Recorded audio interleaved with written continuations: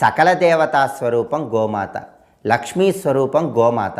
అందుకే ఎవరైనా సరే వాళ్ళ జన్మ నక్షత్రం ఉన్న రోజు కానీ, లేదా వాళ్ళ పుట్టినరోజు కానీ, లేదా పౌర్ణమి తిథి రోజు కానీ గోవు బొమ్మను తెచ్చుకొని ఇంట్లో ఉంచుకోండి.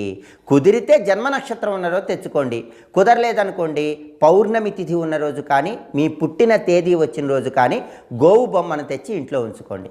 మీ మనస్సులో చాలా కాలంగా ఒక కోరిక ఉంది.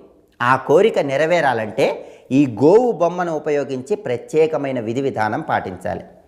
ఆ విధి విధానం ఏంటో తెలుసా? మీ మనస్సులో ఏ కోరిక ఉందో ఆ కోరికను ఒక కాగితం తీసుకుని ఆ కాగితం మీద రాయండి. ఆ కాగితం గోవు బొమ్మ పాదాల దగ్గర ఉంచండి, నమస్కారం చేసుకోండి.